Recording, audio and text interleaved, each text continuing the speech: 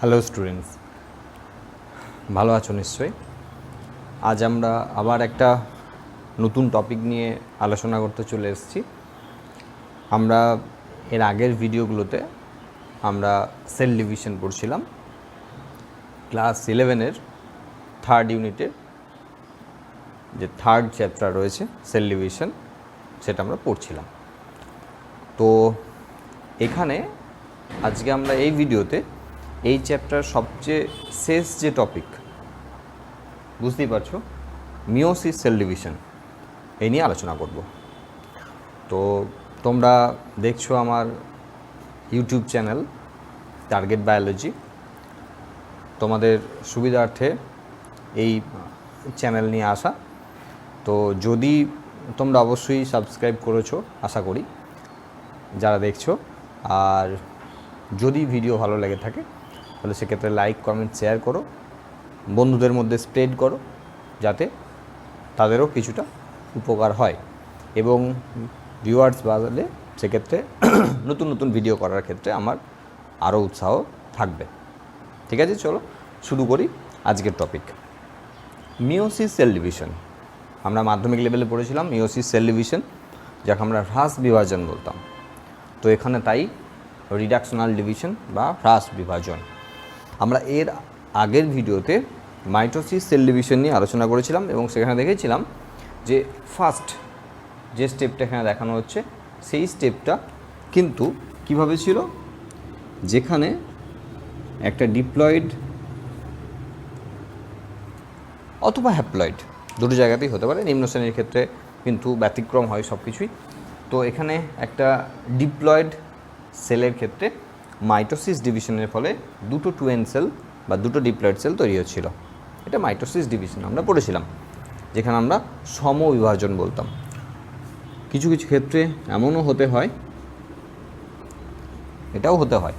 তো সেক্ষেত্রেও কিন্তু হ্যাপ্লয়েড সেল থেকে দুটো হ্যাপ্লয়েড সেল তৈরি হয়, তার মানেও কিন্তু সেক্ষেত্রে মাইটোসিস সেল ডিভিশনই আমরা পড়ছি। তো আমরা কিন্তু এখানে কিন্তু অন্য জিনিস পড়ব, সেটা হলো যে এখানে একটি ডিপ্লয়েড সেল, সেই ডিপ্লয়েড সেল কীভাবে সমান চারটে হ্যাপ্লয়েড সেলে পরিণত হচ্ছে। তো এখানে আমরা খুব সিম্পলভাবে যদি বলি তাহলে এই জায়গাতে মিওসিস সেল ডিভিশনের দুটো ভাগ থাকে, একটাকে মিওসিস 1 বলা হয়, একটাকে মিওসিস 2 বলা হয়। দুটো জায়গা থাকে। মিওসিস থেকে সব কিছুর জন্যই ইম্পর্টেন্ট, 11-এর টপিক হিসাবেও ইম্পর্টেন্ট, নিটের টপিক হিসাবেও কিন্তু খুব খুব ইম্পর্টেন্ট। এবং এখানে ক্রোমোজোম নাম্বার কাউন্ট করার ক্ষেত্রে খুব বড় ম্যাথামেটিক্যাল ক্যালকুলেশন কিছু আসে নিটের ক্ষেত্রে। তো আমাদের খুব ভালো করে পড়তে হবে। একটা প্রাইমারি আইডিয়া মাধ্যমিক লেভেল থেকে আসে, আমি আশা রাখবো। তো সেক্ষেত্রে মিওসিস 1 এবং মিওসিস 2 দুটো সেল ডিভিশন হয়, এগুলো আমরা আগে থেকে নিশ্চয়ই শুনেছি। তো প্রথমত মিওসিস হয় কোথায়? সো সিম্পল, যে জায়গাতে একটা ডিপ্লয়েড সেল থেকে হ্যাপ্লয়েড সেলে কনভার্ট করতে হয়। খুব পরিষ্কার পরিচ্ছন্নভাবে বলতে গেলে জনন মাতৃকোষে হয়। দেখো, আমাদের মধ্যে একটা ভুল ধারণা আছে, সেটা হলো জনন কোষে মিওসিস ডিভিশন হয়। একদম না, জনন কোষে না। দেখো, জনন কোষ বলতে যদি বলি সেক্ষেত্রে হিউম্যানদের ক্ষেত্রে, পুরুষদের ক্ষেত্রে স্পার্ম আর মহিলাদের ক্ষেত্রে এগ। তাহলে স্পার্ম তো হ্যাপ্লয়েড, এগও হ্যাপ্লয়েড, এর ওপর কি মিওসিস ডিভিশন হবে? অবশ্যই হবে না। তার মানে স্পার্ম যেখান থেকে তৈরি হচ্ছে, তার মানে স্পার্ম মাদার সেল অথবা এগ মাদার সেল, নাম যাই হোক না কেন সেক্ষেত্রে আলাদা, sperm mother sell, egg mother sell, যে জায়গা থেকে স্পার্ম তৈরি হবে সেখানে হবে মিওসিস ডিভিশন, এবং যে জায়গা থেকে এগ তৈরি হবে সেখানে হবে মিওসিস। তার মানে জনন মাতৃকোষে মিওসিস ডিভিশন হবে, জনন কোষে নয়। বুঝতে পারছো আশা করি। এবং নিম্ন শ্রেণীর ক্ষেত্রে কিন্তু জাইগোটের ওপরেও, যারা হ্যাপ্লয়েড অর্গানিজম তাদের কিন্তু জাইগোটের ওপরেও মিওসিস ডিভিশন হয়। আমরা মিওসিস ডিভিশনের ভাগ পড়ব এবং সেখানে অবশ্যই আলোচনা করব কী কী ধরনের মিওসিস ডিভিশন হতে পারে। তবে খুব প্রাইমারিলি বা ইন জেনারেল বলতে গেলে আমরা কিন্তু জনন কোষ উৎপাদনের জন্যই মিওসিস ডিভিশন হয়, এটাই খুব বেশি পরিচিত। আমরা ক্লাসিফাই করার সময় কিন্তু আলাদা ব্যাপারগুলো বলে দেবো। ঠিক আছে, আশা করি বুঝতে পারছো। এখন রিডাকশন ডিভিশন বলার কারণ এখানে বুঝতেই পারছো যে এখানে যে কোষটির ওপর মিওসিস ডিভিশন হচ্ছে তারপরে যে কোষটি উৎপন্ন হচ্ছে, যে কোষগুলি উৎপন্ন হচ্ছে তাদের ক্রোমোজোম সংখ্যা হাফ হয়ে গেছে। তো 2n বা ডিপ্লয়েড একটা সেলের ওপর যখন মিওসিস ডিভিশন হয় তখন দুটো হ্যাপ্লয়েড সেল তৈরি হচ্ছে ফার্স্ট স্টেপে, তারপরে স্টেপে আরও হচ্ছে। তো সেক্ষেত্রে মিওসিস 1 হলো রিডাকশনাল ডিভিশন, হ্যাঁ। মিওসিস 2 কিন্তু সেম অ্যাজ মাইটোটিক ডিভিশন।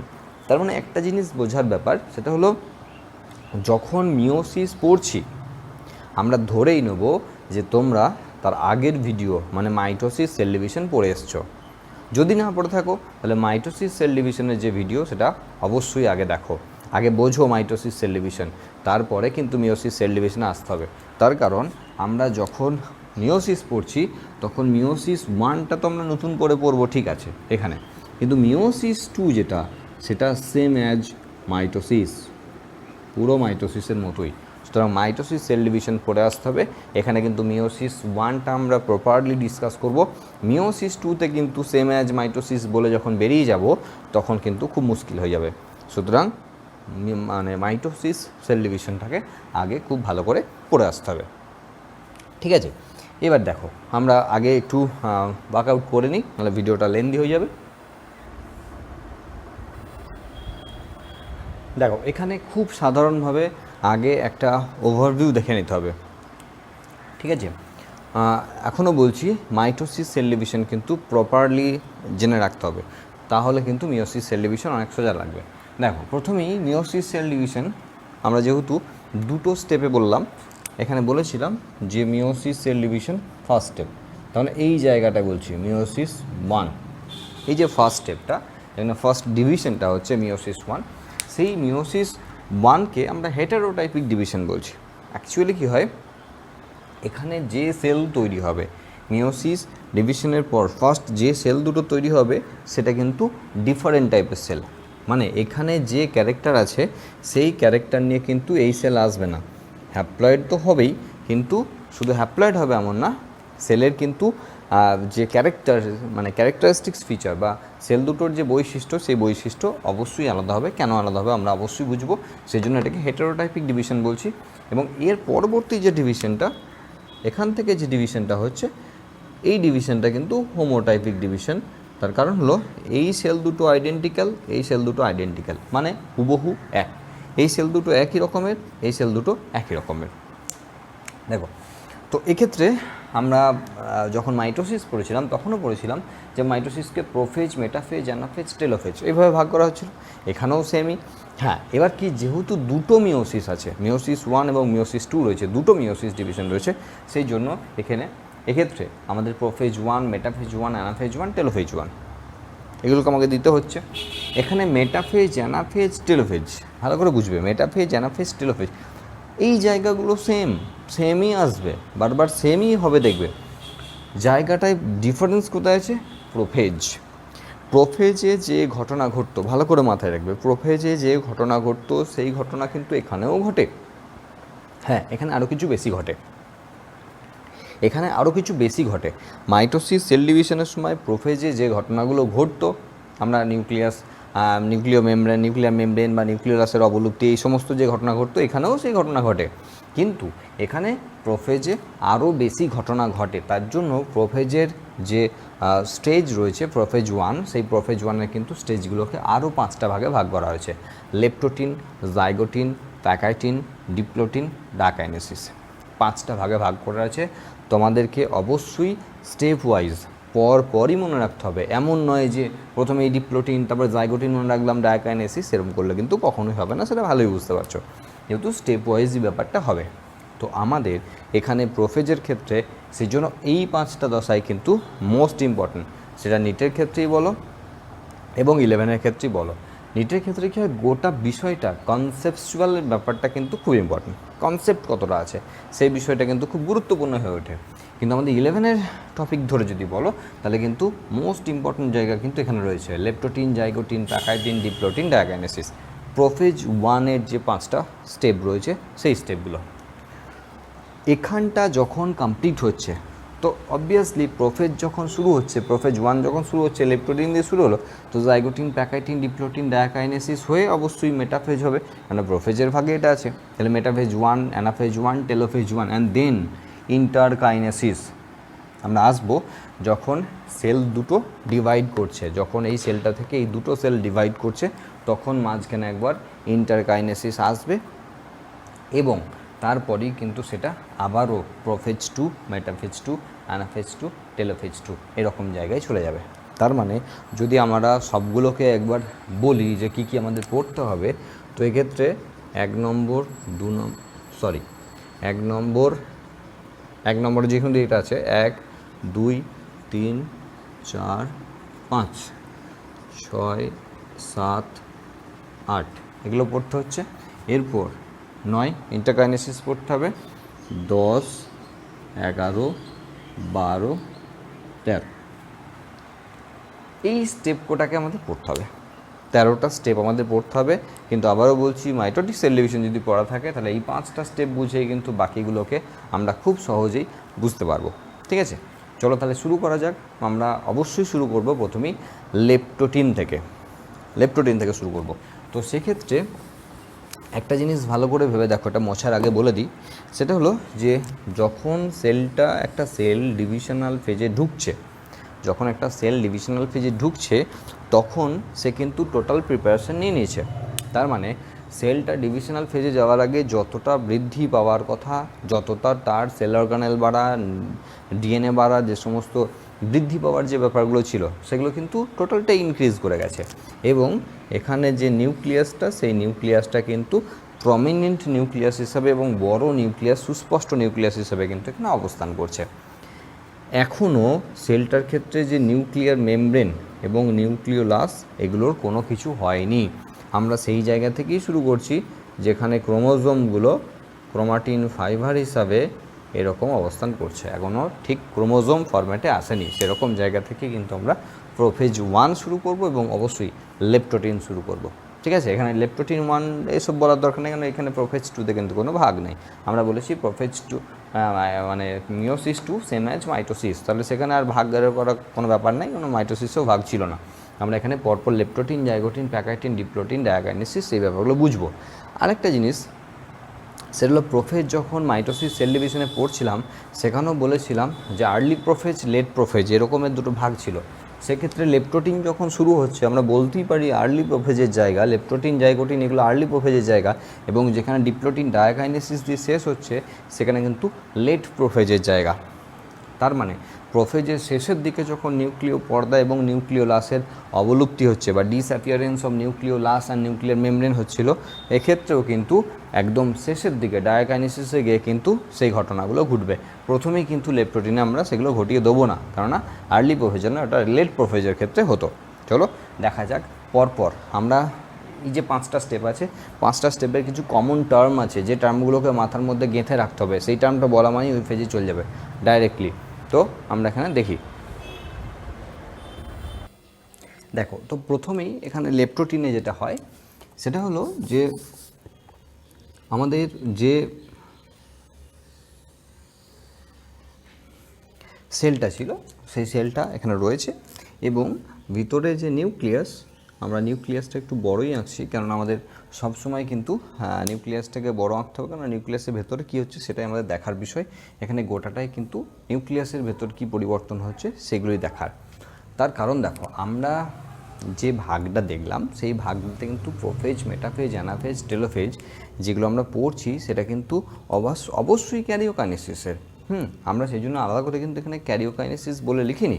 আমরা প্রোফেজ, মেটাফেজ, অ্যানাফেজ, টেলোফেজ যেহেতু মাইটোসিস পড়ে এসেছি, আমরা বলে দিয়েছি ইন্টারকাইনেসিস দিয়েছি, তারপর কিন্তু আবার প্রোফেজ, মেটাফেজ দিয়ে শুরু করেছি।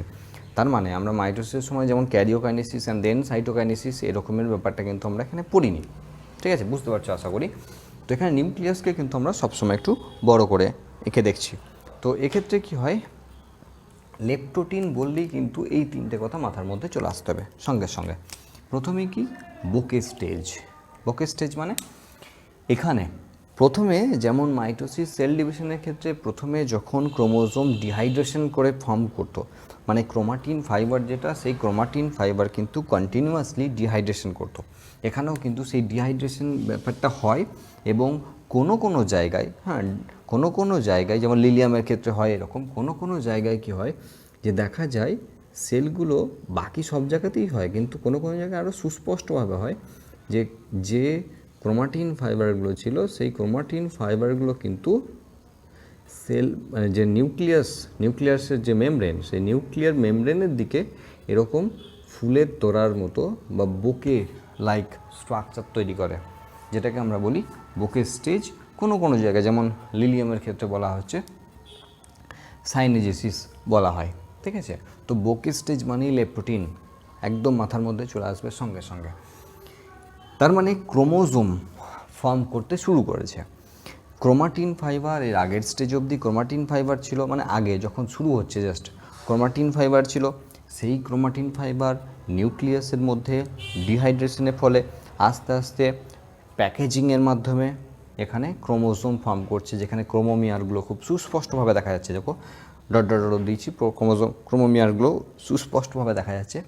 এবং এখানে যদি দেখা যায় যে এখানে অ্যানিম্যাল সেল হয়, তাহলে তার যে সেন্ট্রোজোম, সেই সেন্ট্রোজোমের ডিভিশন কিন্তু শুরু হয়ে গেছে এবং অ্যাস্ট্রালে ফর্ম করছে। তার মানে এই জায়গায় যখন আমরা একটা সেন্ট্রিওল নিয়ে একটা সেন্ট্রোজোমের যখন ভাগটা আমরা আরম্ভ করেছি, তখন একটা পার্ট এদিকে যাচ্ছিল, তো সেই পার্টটা এদিকে কিন্তু শুধু যাচ্ছে তাই নয়, তার সঙ্গে কিন্তু অল্টারনেটিভ যে সেন্ট্রিওল সেটা ফর্ম করিয়ে কিন্তু আলটিমেট অ্যাস্ট্রাল রে কিন্তু ফর্ম করছে। আশা করি বুঝতে পারছো কি বললাম। এখান থেকে একটা খুলে এদিকে গিয়ে এখানে এটার একটা কপি হয়ে গেল, এবং যেটা গেল তার একটা কপি হয়ে গেল, কারণ আমরা সেন্ট্রিওল নিজেই ডিভাইড করতে পারে, এটা আমরা কিন্তু সেল অর্গানেলস পড়ার সময় পড়েছিলাম। এটা হয় যদি অ্যানিমাল সেলের ক্ষেত্রে হয়। এবং নিউক্লিয়ার মেমব্রেন এবং নিউক্লিওলাস যেটা, সেটা কিন্তু একদম প্রমিনেন্ট অবস্থায় রয়েছে। মানে এটা নিউক্লিয়ার মেমব্রেন এবং নিউক্লিওলাস, সে দুটো কিন্তু একদম প্রমিনেন্ট অবস্থায় রয়েছে। এই হলো আমাদের লেপ্টোটিনের যে ক্যারেক্টারগুলো, সেগুলো। বারবার বলছি, এই স্টেজের সবচেয়ে বড় ইম্পর্টেন্ট জায়গা বোকে স্টেজ। আলাদা করে কোশ্চেনও আছে বোকে দশা বা বোকে স্টেজ কী, তো সেই হিসাবেও কিন্তু আমাদের মাথার মধ্যে রাখতে হবে। এরপর দেখো জাইগোটিনের ক্ষেত্রে যে সমস্ত টার্মগুলোকে আমাদের মাথার মধ্যে গেঁথে নিতে হবে, খুব ইম্পর্টেন্ট একটা স্টেজ, সেটা হলো সাইন্যাপসিস। প্রথমেই আসি আমরা সাইন্যাপসিস ব্যাপারটা কী, এবং তার সঙ্গে রয়েছে বাইভ্যালেন্ট অর ডায়াড। দেখো আমরা যে জায়গাতে সেল ডিভিশন শুরু করেছি, আমরা জানি যে সেটা টুয়েন সেল, ডিপ্লয়েড সেলে হচ্ছে। এবং ডিপ্লয়েড সেলের মানে হলো যেখানে এক নম্বর, যদি হিউম্যানের ক্ষেত্রে হয় তাহলে 2n=46, তাহলে 1 নম্বর থেকে আরম্ভ করে আপ টু 23 নম্বর পর্যন্ত যে ক্রোমোজোম সবাই পেয়ারিংয়ে রয়েছে। আমরা যদি শেষটা ছেড়েও দিই, আমরা যদি ধরে নিই যেটা পুরুষদের ক্ষেত্রে এক্স এবং ওয়াই আছে, তাহলে আমরা 22 পর্যন্ত সেখানে একদম হুবহু কপি পেয়ে যাব। আমরা এই বিতর্ক এখন ছেড়ে দেবো, আমরা ধরে নেব প্রত্যেকটা ক্রোমোজোমেই নিজের জোড়া আছে, যেহেতু টুয়েন সেল। তার মানে 1 নম্বর ক্রোমোজোম একটা নয় দুটো আছে, 2 নম্বর ক্রোমোজোমও দুটো আছে, 3 নম্বর দুটো আছে, প্রত্যেকটাই দুটো করে আছে। তো সেই ক্ষেত্রে কী হবে, যে ক্রোমোজোম দুটো ছিল, সেই ক্রোমোজোম দুটো কিন্তু পরস্পর তাদের নিজেদের যে জোড়া সেটাকে খুঁজে নিচ্ছে। একে বলা হয় মানে যে হোমোলোগাস ক্রোমোজোম, সমস্ত ক্রোমোজোম। তারা কীরকম আকার আকৃতিতে সমস্ত রকমভাবে তারা দেখতে কিন্তু একই রকম। তার মানে এখানে কি হয়, এখানে যেটা ভেতরে আমরা দেখছিলাম যে বোকে স্টেজের ক্ষেত্রে তখনও কিন্তু ক্রোমোজোম ফরম্যাটে আসেনি, এখন কিন্তু টোটালটাই ক্রোমোজোম ফরম্যাটে আসছে। এবং শুধু ক্রোমোজোম ফরম্যাটে আসছে তাই নয়, সেটা হলো এখানে যদি এটা ক্রোমোজোম হয়, 1 নম্বর ক্রোমোজোম হয়, তার সঙ্গে হুবহু একই রকম, যেহেতু হোমোলোগাস ক্রোমোজোমের কথা বলছি, এক যদি নাও হয় তা তোমাকে কিন্তু একভাবেই নিতে হবে যে 1 নম্বর ক্রোমোজোম দুটো পাশাপাশি, 2 নম্বর ক্রোমোজোম দুটো পাশাপাশি, 3 নম্বর দুটো পাশাপাশি, এরকম করে প্রতিটি ক্রোমোজোমে কিন্তু পাশাপাশি অবস্থান করছে। যাকে আমরা বলছি হোমোলোগাস ক্রোমোজোম, এবং এই পাশাপাশি থাকার যে ব্যাপারটা তাকে আমরা বলছি সাইন্যাপসিস। এবার একটা জিনিস দেখো, যে এখানে যখন আমরা সাইন্যাপসিস পড়ছি তখন কিন্তু বুঝতে হবে যে দুটো ক্রোমোজোম যখন পাশাপাশি রয়েছে তখন সেই ক্রোমোজোম দুটোর ক্ষেত্রে পাশাপাশি এসে অবস্থান করছে কিভাবে। তো সেটা বুঝতে গেলে আগে বুঝতে হবে যে এই ক্রোমোজোম দুটোকে যদি ধরে নিই যে একই রকমের দেখতে রয়েছে, তো সেক্ষেত্রে এই ক্রোমোজোম দুটোকে আমরা হোমোলোগাস ক্রোমোজোম বলছি।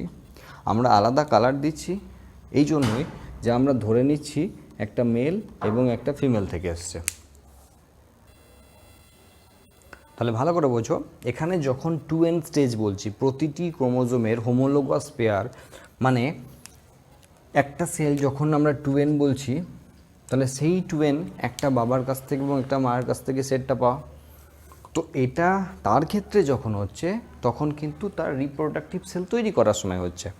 তার মানে আমরা যদি ধরে নিই এটা একটা n এবং এটা আর একটা n, তাহলে সেক্ষেত্রে এটা সে তার বাবার কাছ থেকে পেয়েছিল এবং তার মায়ের কাছ থেকে পেয়েছিল।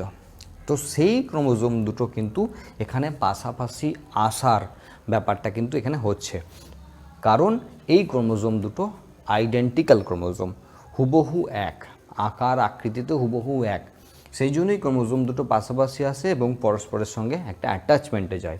এই যে পাশাপাশি আসা, ডাই বা বাই দুটো মানেই হলো দুই, ঠিক আছে? তো সেই জন্য একে ডায়াড বলা হয়, ক্রোমোজোম দুটো পাশাপাশি আসা।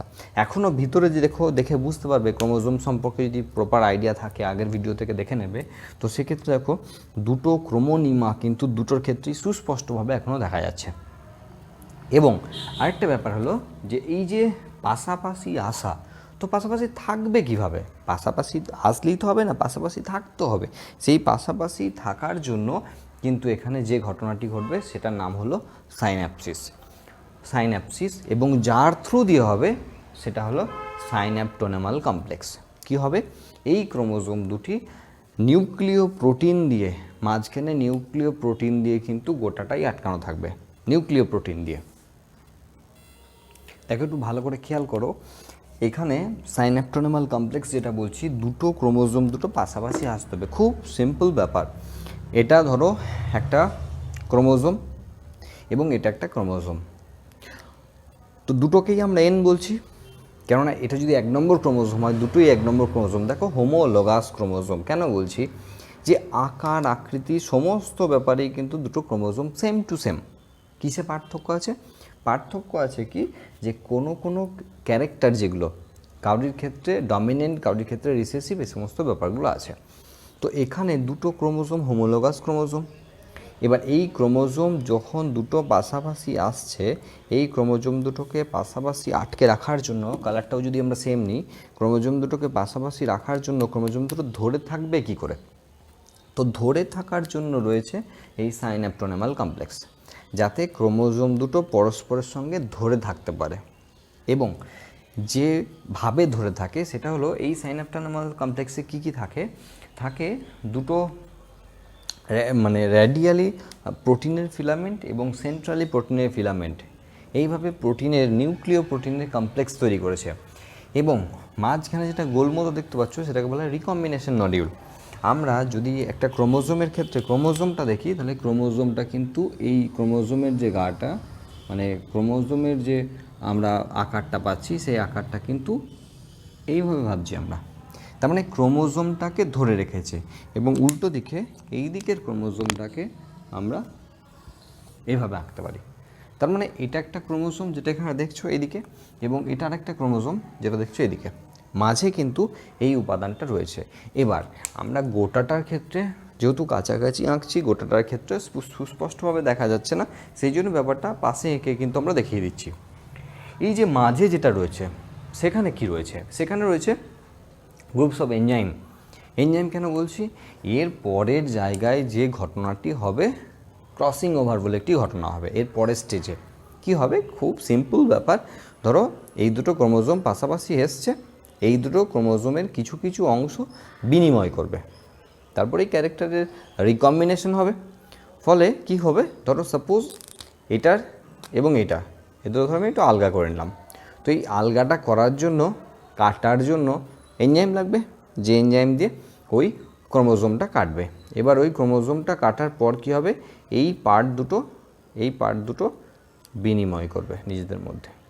তাহলে বিনিময় করা এবং তারপরে পার্ট দুটো জুড়ে যাওয়া, দেখো একই ব্যাপার রইল, কিন্তু পার্ট দুটো জুড়ে যাওয়া এই গোটা ঘটনাটা করার জন্য, মানে ক্রোমোজোমটা কাটা, এক্সচেঞ্জ করা এবং তারপরে জোড়া, এই কাজগুলো করার জন্য এখানে কিন্তু হেলিকেজ, লাইগেজ, রিকম্বিনেজ এই রকমের কিছু উৎসেচক বা এনজাইমের প্রয়োজন আছে, যে এনজাইমগুলো কিন্তু এখানে রিকম্বিনেশন নডিউলের মধ্যে রয়েছে। তো যেটাকে আমরা রিকম্বিনেজ বলছি এক কথায়, তো রিকম্বিনেজ রয়েছে, উৎসেচক রয়েছে। তো সেই এনজাইমগুলোকে গ্রুপ অফ এনজাইমটা এখানে রয়েছে। এখন প্রশ্ন হলো এই রিকম্বিনেশন নডিউলটা কোথায় আঁকবো? তুমি যেখানে ইচ্ছা আঁকতে পারো, মানে যে জায়গাতে এই বিনিময়টা হবে সেই জায়গাতে, ক্রোমোজোমের যে কোনো জায়গায় বিনিময় হতে পারে, এখানে হতে পারে, এখানে হতে পারে, এখানে যে কোনো জায়গায় হতে পারে। তো যে জায়গাতে ঘটনাটি ঘটবে সেই জায়গাতেই কিন্তু এই রিকম্বিনেশন নডিউলটা ফর্ম করবে। ঠিক আছে, তো এই গেল ব্যাপারটা। এবার এখানটা দেখো একবার, সাইনাপটিনাল কমপ্লেক্স নিশ্চয়ই বুঝতে পেরেছি এবং রিকম্বিনেশন নডিউল ব্যাপারটা বুঝতে পেরেছি। আমরা এইখানটা একবার বুঝে নিই, প্রো টার্মিনাল, প্রোসেন্ট্রিক আর র্যান্ডম। যখন বাইভ্যালেন্ট হবে, দুটো ক্রোমোজোম যখন পাশাপাশি এসে জুড়বে, এটা কিন্তু এখন হয়নি, এটা কিন্তু পরের স্টেপে হবে, আমি বললাম। তো যখন পাশাপাশি জুড়বে, ধরো এখানে সেন্ট্রোমিয়ার আছে, সাপোজ এখানটায় সেন্ট্রোমিয়ার আছে, তো প্রো টার্মিনাল মানে হলো যে টার্মিনাল এন্ড যেটা, এন্ড প্রান্ত যেটা, সেটা আগে জুড়বে, তারপরে সেন্ট্রোমিয়ারের দিকে যাবে, জুড়তে যাবে, আগে টার্মিনাল অংশ তারপরে সেন্ট্রোমিয়ার দিকে, প্রো টার্মিনাল। প্রোসেন্ট্রিক মানে ঠিক উল্টোটা, আগে সেন্ট্রোমিয়ার তারপরে টার্মিনালের দিকে যাবে, সেই জন্য প্রোসেন্ট্রিক বলছে। এবং র্যান্ডম মানে হলো যেখানে সেখানে, তো যে কোনো জায়গাতে জুড়তে পারে যদি র্যান্ডম হয়। তো এই 3 রকমের ব্যবহার এখানে রয়েছে বায়োভ্যালেন্ট তৈরি হওয়ার ক্ষেত্রে, এই ব্যাপারগুলো কিন্তু একটু মাথায় রাখতে হবে। তার মানে সেখানে খুব important topic synapsis, bivalent, homologous chromosome, synaptonemal complex এবং রিকম্বিনেশন নডিউল ফর্মেশন কাজ করবে পরের স্টেজে, জাস্ট ফর্ম করছে। এই 5টি জিনিস বা এই 4টে জিনিস কিন্তু একদম মাথার মধ্যে গেঁথে নাও, এগুলো বললেই কিন্তু জাইগোটিনের নাম মাথায় আসবে। বাকি নিউক্লিয় পর্দা, নিউক্লিওলাস এখনও সুস্পষ্ট, বারবার বলার দরকার নেই। এবং সেন্ট্রোমিয়ার যদি সেন্ট্রিওলের ব্যাপার যদি হয় অ্যানিম্যাল সেলের ক্ষেত্রে, তারা কিন্তু টুয়ার্ডস পোল আস্তে আস্তে এগিয়ে যাচ্ছে। এই ঘটনাগুলো কিন্তু জাইগোটিন পর্যন্ত ঘটবে। দেখো এখানে এরপরে যে স্টেজটা এসেছি, যেটার জন্য এত কিছু হওয়া, সেটা মেনলি কিন্তু প্যাকাইটিন দশে প্যাকাইটিনে ক্রসিং ওভার বলে একটি ঘটনা ঘটবে, যার জন্য কিন্তু এই পুরো 5টা স্টেপকে আমাদের পড়া।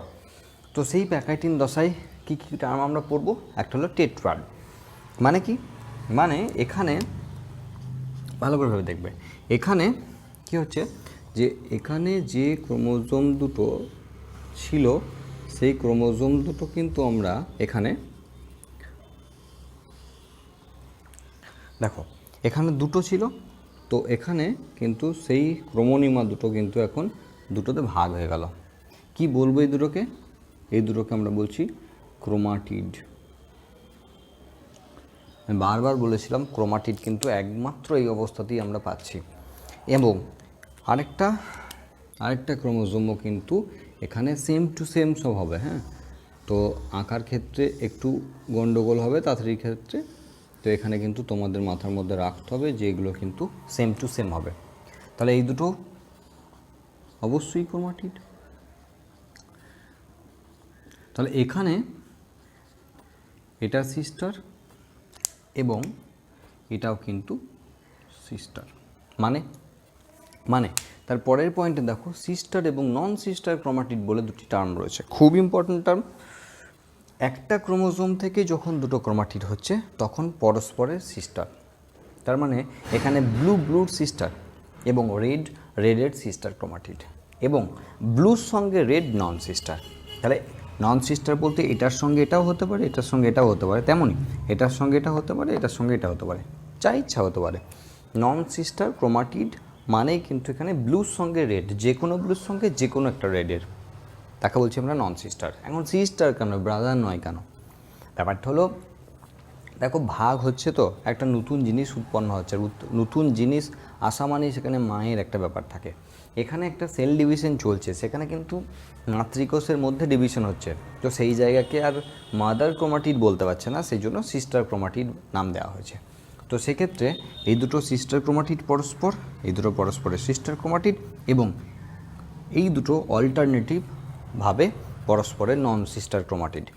এই নন সিস্টার ক্রোমাটিড দ্বয়ের মধ্যে অংশের বিনিময় হবে, যাকে আমরা বলছি ক্রসিং ওভার, যেটার জন্য এত কিছু হওয়া।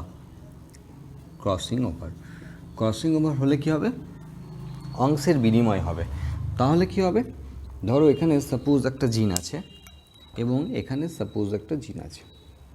ধরো এই জিনটা, এটা মায়ের ক্ষেত্রে আমি কথাই বলছি, এটা মায়ের ক্ষেত্রে ক্রোমোজোমের কথা হচ্ছে, এটা বাবার ক্রোমোজোম, এটা বাবার ক্রোমোজোমের কথা হচ্ছে, এটা মায়ের ক্রোমোজোমের কথা হচ্ছে। তো মানে যার বডিতে এখন ঘটনাটি ঘটছে তার বাবা মায়ের, মানে যে ব্যক্তিটি বা যে মহিলাটি এখন জনন কোষ উৎপন্ন করছে, মানে শুক্রাণু বা ডিম্বাণু উৎপাদন করছে, তার বাবা মায়ের ক্রোমোজোমের কথা এগুলো হচ্ছে কিন্তু তার বডিতে হচ্ছে। ক্রোমোজোম যেহেতু বাবা মার কাছ থেকে পেয়েছে একটা একটা করে। তো এখানে ধরো কথাই বলছি, বাবার ক্ষেত্রে এই ক্যারেক্টার যার জন্য জিনটা রয়েছে সেটা প্রকট ছিল এবং এখানে এটা প্রচ্ছন্ন ছিল। তো এই দুটো অংশের যদি বিনিময় হয় তাহলে মায়ের ক্যারেক্টারটা ওই দিকে আর বাবার ক্যারেক্টারটা এই দিকে চলে যাবে। তার মানে এই ক্রোমাটিড নিয়ে যে ক্রোমোজোম তৈরি হবে তাদের কিন্তু ক্যারেক্টারটা কিন্তু বাবার তরফ থেকে ক্রোমোজোম, কিন্তু সেই পার্টিকুলার ক্যারেক্টারটা কিন্তু মায়ের পেয়ে গেল, যেহেতু এখানে অংশের বিনিময় করছে। আর এই জন্যই কিন্তু মিওসিস হওয়া, যে জেনেটিক রিকম্বিনেশন মানে জিনগত যে সমস্ত ক্যারেক্টার সেগুলোর আবার একবার রিকম্বাইন করবে, মানে পুনঃসংযুক্তি করবে, অদল বদল করবে এবং নতুন কিছু একটা করবে। সেটার জন্যই কিন্তু আসল উদ্দেশ্য আমাদের মিওসিস ডিভিশনের এবং অবশ্যই ক্রসিং ওভারের। ঠিক আছে, এবার আমরা দেখে নিই যে ক্রসিং ওভার কত রকমের হতে পারে। দু রকমের ক্রসিং ওভার হতে পারে, একটাকে বলে রেসিপ্রোকাল ক্রসিং ওভার, একটাকে বলছে কমপ্লিমেন্টারি ক্রসিং ওভার। তো কী হচ্ছে? নন সিস্টার ক্রোমাটিড দ্বয়ের মধ্যে অংশের বিনিময়। তো এখানে রেসিপ্রোকাল মানে কী হলো? রেসিপ্রোকাল মানে হলো যদি এক জোড়া নন সিস্টার ক্রোমাটিড দ্বয়ের মধ্যে জেনেটিক রিকম্বিনেশন হয়, সাপোজ এইটা আর এটা, এই দুটো নন সিস্টারের মধ্যে তাদের অংশের বিনিময় করছে, এমন যদি হয় তাহলে সেক্ষেত্রে দেখা হচ্ছে রেসিপ্রোকাল ক্রসিং ওভার। কমপ্লিমেন্টারি, যদি এটার সঙ্গে এটা এবং এটার সঙ্গে এটা যদি দু জোড়ার মধ্যে হয় তখন তাকে বলা হচ্ছে কমপ্লিমেন্টারি। এখন একটা জিনিস আমাদের কি হয়, আমরা কীরকম ভাবছি, এই দুটো ক্রোমোজোম আমাদের মাথায় আসছে এটাই যে এইটার সঙ্গে এটার আপনি বলছেন যে অংশের বিনিময় হয়, হ্যাঁ তো খুব সহজে এটার সঙ্গে এটা বিনিময় হয়, কাছাকাছি আছে তো, কিন্তু এইটার সঙ্গে এটার বিনিময় হবে কি করে, এরকম মাথায় আসছে। ব্যাপারটা ওরকম নয়, আমাদের ছবিটা দেখতে ভুল হচ্ছে, আমরা 2D ভিউ দেখছি, ওই জন্য আমাদের বুঝতে অসুবিধা হচ্ছে। আমরা যদি 3D ভিউ দেখি তাহলে ব্যাপারটা এক্স্যাক্টলি এরকম। তার মানে যখন ডায়াড বলছি, ভালো করে ভেবে দেখো, যখন ডায়াড বলছি আগের স্টেজের যখন ডায়াড, এই দুটো যদি ক্রোমোনিমা হয় একটা ক্রোমোজোমের ক্ষেত্রে, এই দুটো ক্রোমোনিমা আরেকটা ক্রোমোজোমের ক্ষেত্রে, আমরা এইরকম ভেবেছিলাম আগের স্টেজে, ভেবে দেখো আমরা এইরকম ভেবেছিলাম, অ্যাকচুয়ালি এইরকম নয়, এরকম আছে। কিন্তু আমরা আগের স্টেজ যখন বলছিলাম এইখানে এই জায়গাতেই যেটা জাইগোটিনে ছিল সেই জায়গাটাই আমরা ভাবছিলাম হয়তো এরকম করে আছে, এরকম করে নাই, এরকম করে আছে। তাহলে এই দুটো জায়গায়, বাকি আঙুলগুলোকে বন্ধ করতে হবে, এই দুটো জায়গায় আমাদের কিন্তু যে সাইনাপটোনেমাল কমপ্লেক্স হতে কোনো অসুবিধা নেই। এবং এখনও দেখো যখন টেট্রাড হয়েছে, ডায়াড থেকে টেট্রাড হয়েছে, তখন কিন্তু ঘটনাটি ঘটেছে এইটা।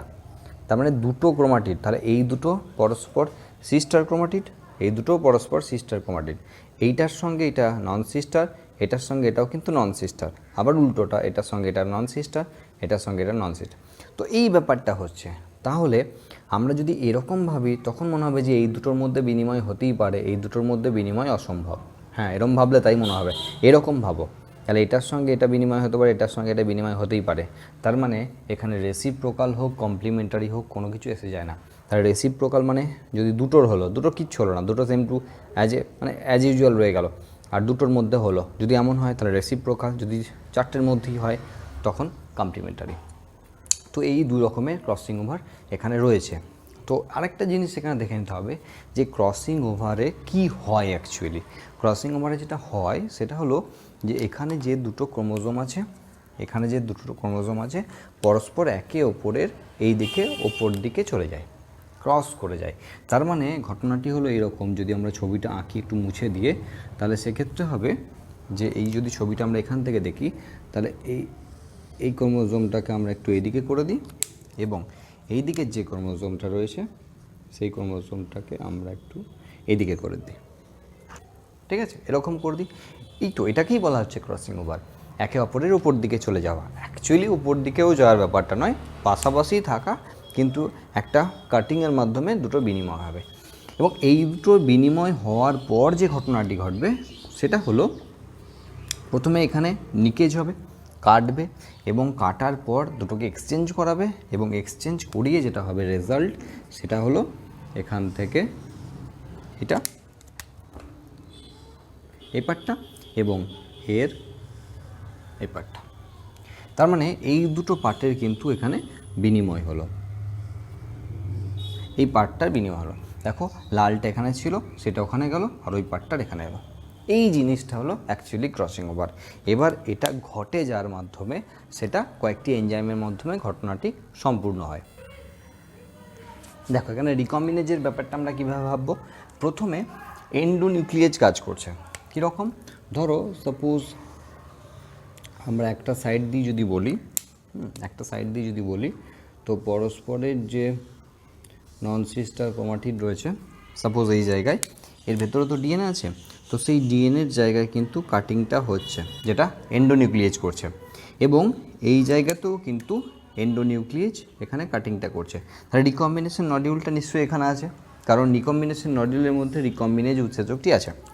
এবার যখন এটা হয়ে গেল, একে নিকিং বলা হয়। এরপর কি হয়, বাইরের দিকটা পর্যন্ত কাটা হয়, যেটাকে আমরা এক্সোনিউক্লিয়েজ অ্যাক্টিভিটি বলছি। তাহলে এক্সোনিউক্লিয়েজ অ্যাক্টিভিটির মাধ্যমে এই বাইরের দিকটা পর্যন্ত কাটা হয়। তার দুটো অংশ কিন্তু পরস্পর কাটা হয়ে গেল। এবার একটা জিনিস দেখো, সাইন্যাপটোনেমাল কমপ্লেক্সের কী প্রয়োজন। যদি না থাকতো সাইন্যাপটোনেমাল কমপ্লেক্স গোটাটা, তাহলে কিন্তু যখনই ক্রোমোজোমগুলো কেটে যেত, তখনই কিন্তু এই পার্টটা কিন্তু যখনই কাটতো, এই পার্টটা কিন্তু হারিয়ে যেত। কারণ এই পার্টটা কিন্তু লেগে আছে সাইন্যাপটোনেমাল কমপ্লেক্সের সঙ্গে, কিন্তু এই পার্টটা খুলে গিয়েও কেটে গিয়েও কিন্তু লেগে আছে। সেই জন্য এই দুটো পার্ট কিন্তু হারিয়ে যাওয়ার কোনো সম্ভাবনা নেই। যদি এটা না হতো, কিন্তু এই পার্ট দুটো যখনই বিনিময় করতে যেত, তার আগেই কিন্তু খুলে পালিয়ে যেত, এরকমের সম্ভাবনা থাকতো। এরকমের দুর্ঘটনা ঘটে। ক্রসিং ওভার ঘটার সময় কিন্তু আমাদের শরীরে অটোমেটিক আপনামনি মিওসিস ক্রসিং ওভার হওয়ার সময় কিন্তু বিভিন্ন ধরনের মিউটেশন হয়। তো সেক্ষেত্রে যাতে না হয় সেই জন্যই কিন্তু রিকম্বিনেশন নডিউল টোটাল যে কমপ্লেক্সটা রয়েছে সাইন্যাপটোনেমাল কমপ্লেক্স, সেটা কিন্তু ফর্ম করে থাকে। এবার যখন টোটাল কাটিংটা কমপ্লিট হয়ে গেল, এটা এবং এটা কিন্তু সাইন্যাপটোনেমাল কমপ্লেক্স ধরে আছে। এবার আনউইন্ডেজ যেটা এনজাইম রয়েছে, আনউইন্ডেজ সেইটা কী করে, সেপারেট করে দেয়, দুটোকে অংশের বিনিময় করে দেয়, দুটো ক্রোমোজোমকে এক্সচেঞ্জ করে দেয়, দুটো ক্রোমাটিডকে। তো সেক্ষেত্রে এই ক্রোমাটিডটা এখানে এবং এই ক্রোমাটিডটা এখানে চলে আসে। তার মানে যদি আমরা মুছে দিই, প্লেন যদি আমরা মুছে দিই, তাহলে এই ক্ষেত্রে আমরা এই অংশটা এখানে এবং এই অংশটাকে আমরা এখানে আঁকতে পারছি, এবং এর পরবর্তী যে এনজাইম রয়েছে লাইগেজ, সে এটাকে জুড়ে দিল, তার মানে কি টোটাল ব্যাপারটা কিন্তু কমপ্লিট হয়ে গেল, যেটাকে আমরা রিকম্বিনেজ, সবকটা উৎসেচককে মিলে আমরা বলছি রিকম্বিনেজ, এবং ঘটনাটির নাম বলছি আমরা ক্রসিং ওভার। আশা করি বুঝতে পেরেছ যে ক্রসিং ওভারের ব্যাপারটা কী। এবার এই ক্রসিং ওভারের ব্যাপারটা কিন্তু বিভিন্ন জায়গাতে হতে পারে। মানে যখন ক্রসিং ওভার হচ্ছে, আমরা যদি টোটাল ক্রোমাটিড না দিই, ক্রোমোনিমা বলি, হ্যাঁ, যদি এরকমভাবে করে দিই আমরা ব্যাপারটাকে এখন, তো এখানে ক্রসিং ওভার কিন্তু এরকমভাবে কিন্তু বিভিন্ন জায়গায় হতে পারে।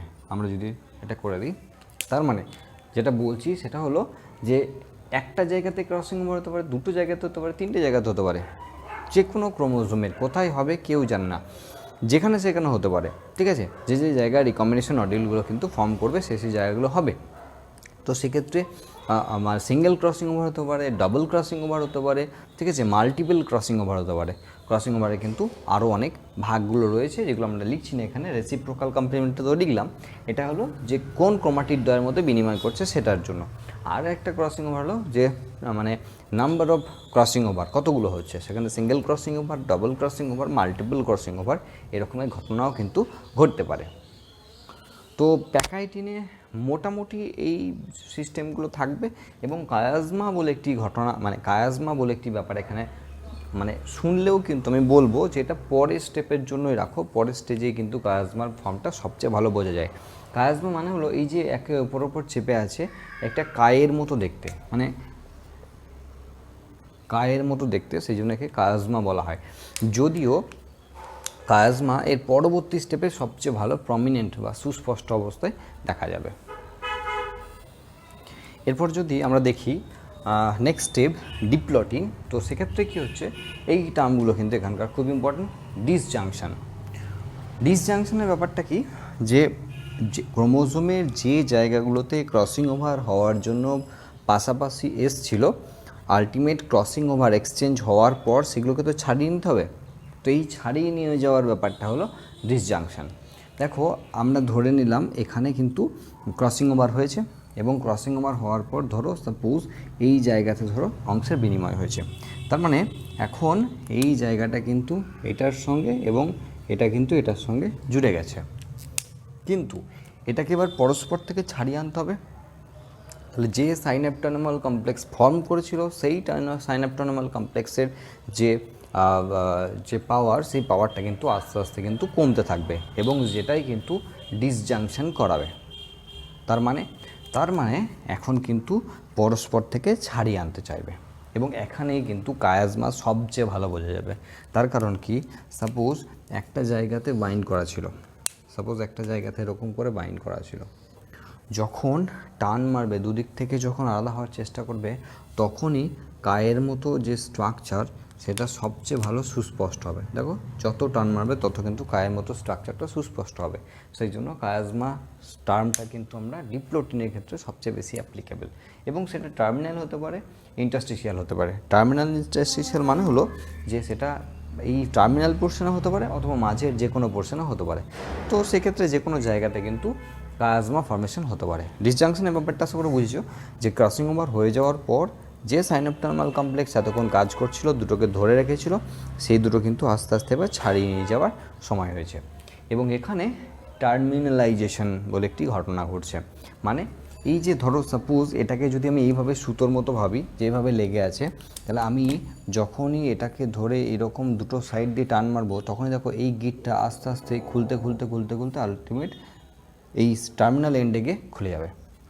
যদি এরকম করে প্যাঁচ খেয়ে থাকে, সাপোজ আমি যদি এদিক থেকে টানতে শুরু করি, তাহলে এই গিটটা কিন্তু খুলতে পাকটা এরকম দড়িটা ঘুরতে ওইখানে গিয়ে শেষ হয়ে যাবে, দড়িটা খুলে যাবে। সো সেই ঘটনা কিন্তু এখানে টার্মিনালাইজেশনের ব্যাপারে হবে। তো এই ঘটনাটি কিন্তু এখানে ঘটছে, একদম এমন নয় যে ডাইরেক্ট এরকম করে ছাড়িয়ে নিয়ে চলে এলো, সেটা কিন্তু নয়। এবং এখানে আরেকটি ঘটনা ঘটছে, সেটা হলো নিউক্লিওলাস, যেটা সেই নিউক্লিওলাস কিন্তু সাইজে আস্তে আস্তে ছোটো হয়ে আসছে। দেখো এখনও কিন্তু আমরা আগের দুটো স্টেপে কিন্তু নিউক্লিওলাস এবং নিউক্লিয় পর্দা নিয়ে কোনো কথা বলিনি, তার কারণ সেখানে কোনো ঘটনা ঘটেনি।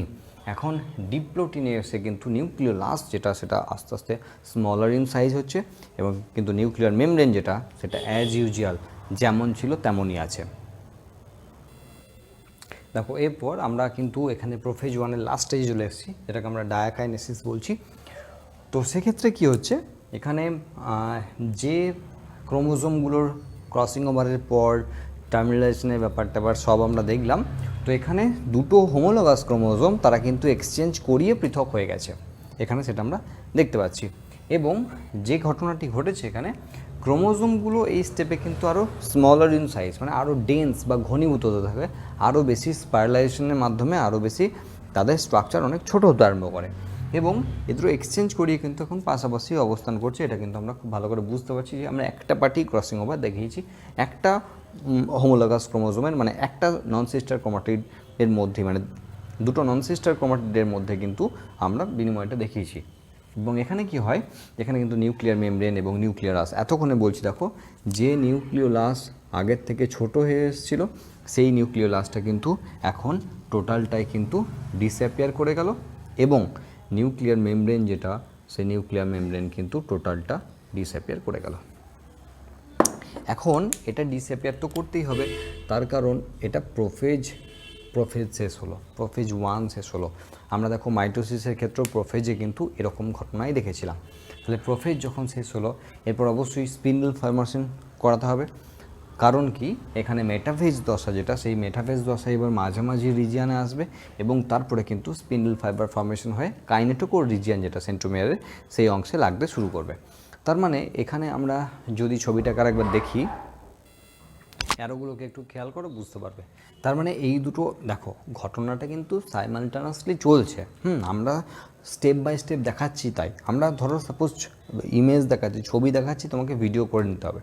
তাহলে এখানে যখন দেখলাম এরকমের এক্সচেঞ্জ প্রায় হয়ে শেষ হয়ে এসছে, তখনই কিন্তু তারপরের স্টেপটা শুরু হয়ে গেছে। অবশ্যই এটা ডায়াকাইনেসিস নয়, এটা মেটাফেজ 1। তো কী হচ্ছে, স্পিন্ডল ফর্মেশন যেটা ডায়াকাইনেসিসে শুরু হয়েছিল, যেহেতু এখন নিউক্লিয়ার মেমব্রেন নেই, তাহলে স্পিন্ডল ফর্মেশন মানে স্পিন্ডল ফাইবার যেগুলো, সেগুলো কিন্তু ডাইরেক্ট কাইনেটোকোরের সঙ্গে অ্যাটাচমেন্ট হয়ে গেছে এবং টানতে শুরু করেছে। তো এই গোটাটা মিলে দেখো আমরা এন, এবং এই গোটাটা মিলে এন ছিল, যেহেতু 2n ছিল, তো সেক্ষেত্রে যখন এখানে স্পিন্ডল ফাইবার দিয়ে যখন কিন্তু আলটিমেট টানছে সাইডে, তখন কিন্তু দুটো পরস্পরের থেকে আলাদা হয়ে যাচ্ছে। তার মানে এই প্রান্তে আলটিমেট হ্যাপ্লয়েড এবং এই প্রান্তেও কিন্তু আলটিমেট হ্যাপ্লয়েড নিউক্লিয়াসই কিন্তু যাবে। হ্যাঁ, এবার যদি এটা প্ল্যান্ট সেল হয় তাহলে সেক্ষেত্রে সেন্ট্রিওল এখানে কাজ করবে না, এখানে যেমন মাইক্রোটিউবুলস কাজ করছিল সেরকম মাইক্রোটিউবুলসরা মিলে কিন্তু এখানে এরকম বেমতন্তু তৈরি করা, স্পিন্ডল ফাইবার তৈরি করা এবং তাদের যে অ্যাট্রাকশন সেই ব্যাপারটা কিন্তু করাবে।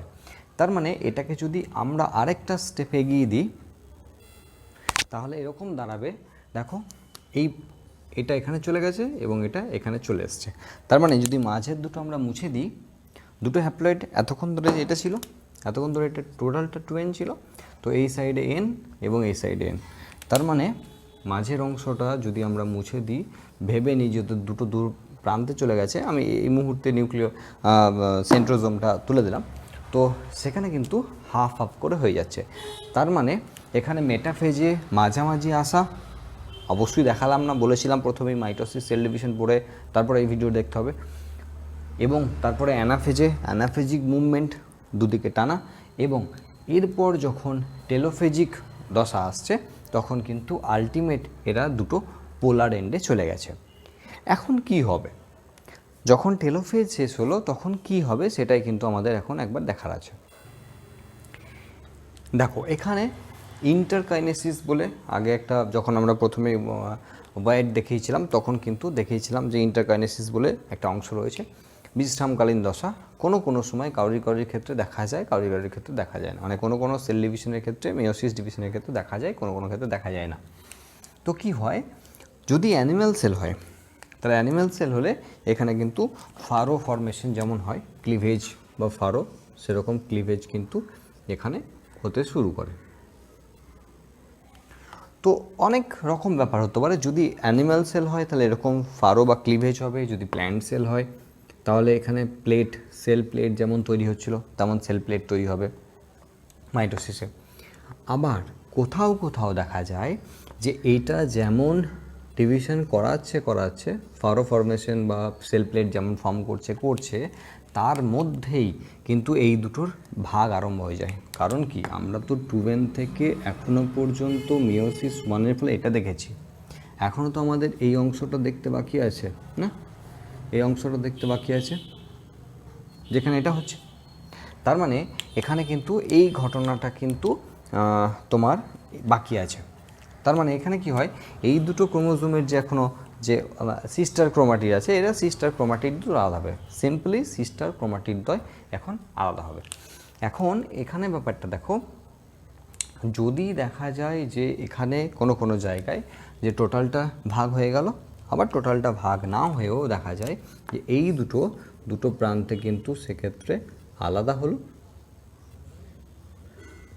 এরকম করে আলাদা হলো, এবং তারপরে ওভারঅল এই পার্টটা নিয়ে আলাদা হলো, এবং ওভারঅল এই জায়গায় আরেকটা ক্লিভেজ ফর্মেশন হচ্ছে। তার মানে আলটিমেট এটা গিয়ে এখানে পৌঁছে যাবে, এটা গিয়ে এখানে পৌঁছে যাবে, এটা এখানে, এবং এই দুটো অবশ্যই আলাদা হয়ে যাবে, এটা মুছে গিয়ে আলাদা হয়ে যাবে, এখানে একটা ক্রোমোসোম দিয়ে 4টে সেল তৈরি করবে আলাদাভাবে। আবার কোথাও দেখা যায় যে ডিভিশনটা হওয়ার পর এই ডিভিশনটা টোটাল হয়ে গেল, তারপরে এই ক্রোমোজোম দুটো যেমন মিওসিস টুটা কি পুরোপুরি মাইটোসিস, মানে আবারও সেই প্রোফেজ দশায় আসবে।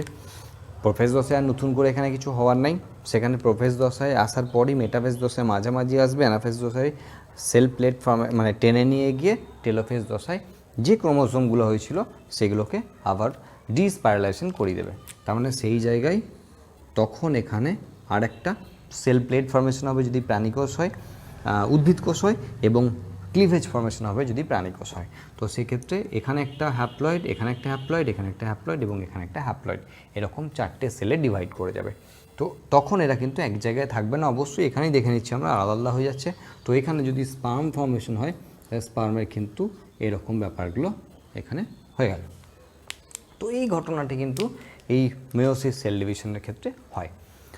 তো বুঝতে পারছো গোটা ঘটনাটা যখন হচ্ছে তখন মিওসিস ওয়ানের জায়গাটায় কিন্তু মেনলি দেখার বিষয়, মিওসিস টুটা কিন্তু গোটাটাই মাইটোসিসের মতো, সেই জন্য গোটা ব্যাপারটা কিন্তু মাইটোসিস পড়ে এসে দেখায় বেটার। এখনও কিন্তু মিওসিস সেল ডিভিশনে কিছু জিনিস বাকি আছে, যেমন টাইপস অফ মিওসিস ডিভিশন কত রকমের হয় এবং সেক্ষেত্রে মিওসিস ডিভিশন হওয়ার কী গুরুত্ব রয়েছে বা ইম্পর্টেন্স অফ মিওসিস। তো এটা আমরা নেক্সট ভিডিওতে দেখব। ভিডিওটা অনেক লেন্দি হয়ে যাচ্ছে, নেক্সট ভিডিওতে দেখব। তোমরা ভালো করে মিওসিস সেল ডিভিশন ভালো করে দেখো, পড়ো। যদি কোনো প্রশ্ন থাকে কমেন্ট বক্সে কমেন্ট করতে পারো অথবা হোয়াটসঅ্যাপে আমাকে মেসেজ করতে পারো। ভিডিওগুলো দেখে যদি ভালো লাগে তাহলে বন্ধুদের মধ্যে সার্কুলেট করো, সাবস্ক্রাইব করো।